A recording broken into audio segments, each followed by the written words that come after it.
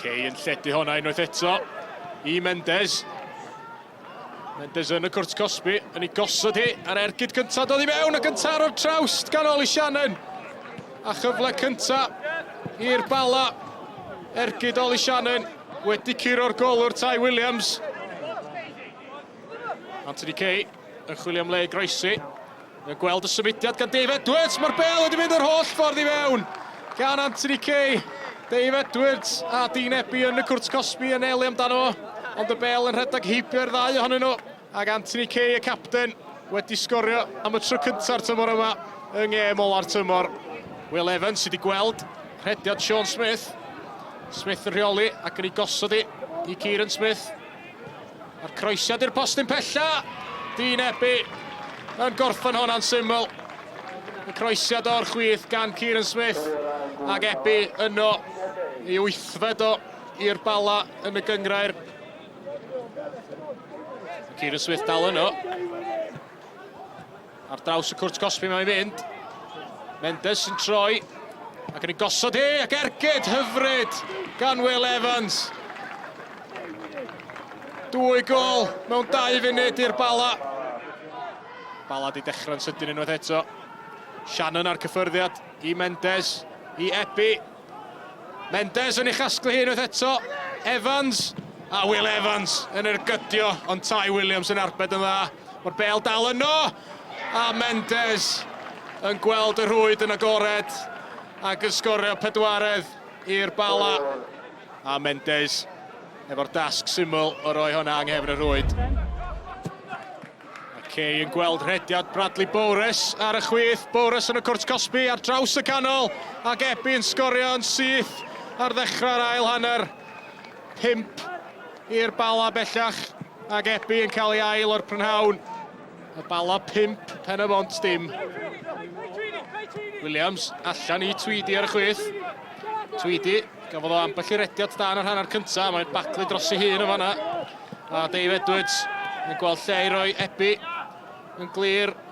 Bradley Bowres unwaith eto ar y chwith. Bowres I mewn i'r cwrt Cosby ac yn ergydio hun yn tro 'ma, mae'n taro'r postyn. A hwnna'n adlamu allan. Bradley Bowres. Ebbie I Kieran Smith ac yn ei chael hi nôl. Ebbie yn ôl I Smith. A Kieran Smith ar draws y cwrt Cosby.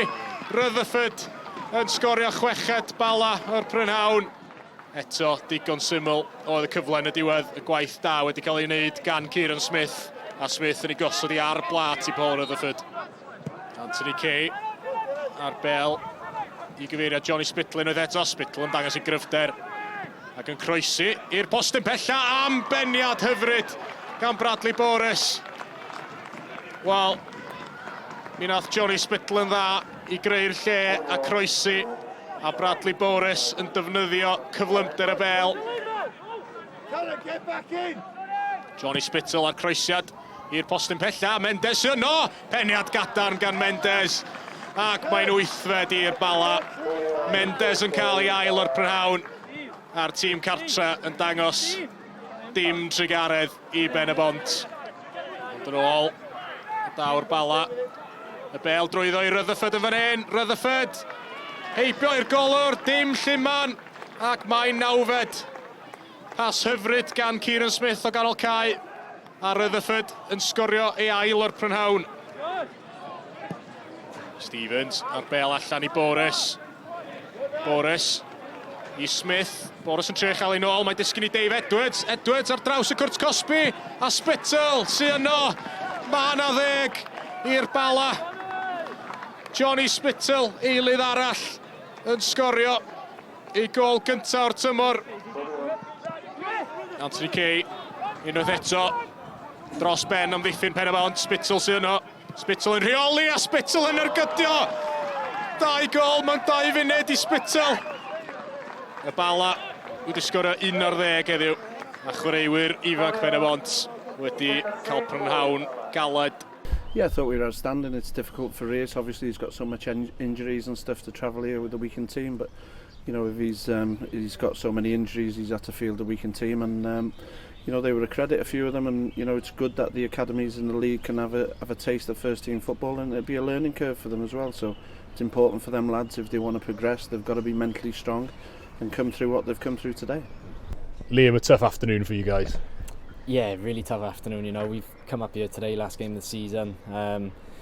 In terms of the club, we've got all eyes on next week really with the Welsh Cup final. So resting a few players today, and we've come up here with a very young squad. But it's a big learning curve for the boys. I thought they'd come up with a lot of energy. I thought they were really brave as well to come up here. Second best team in the league, and particularly a few of them put in fantastic shift. Some really good performances, but. Yeah, I think it's going to be a big learning curve for them. It's a bit of a welcome to men's football, but I think on the whole, I think we're really proud of the way they performed, and it's just a really tough game as always coming up to Bala. How pleasing was it to see some of the unexpected names on the score sheet today? I think Anthony Kay and Johnny Spittle among them. They haven't scored many this season. No, Johnny's missed a lot, so I'm happy for Johnny. He's missed most of the season really through injury, and he couldn't get back in because we were so good. But it's good, it's just, like I say, it was enjoyable for the lads because they had a bit of freedom. But I wish Race and Penybont all the best in the final next week, and hope they can do it. How have you enjoyed your spell here at Bala? Yeah, very good. Obviously, I wasn't playing, was I? So Carl obviously gave me an opportunity to come here, play, and obviously done well, and the team's done well.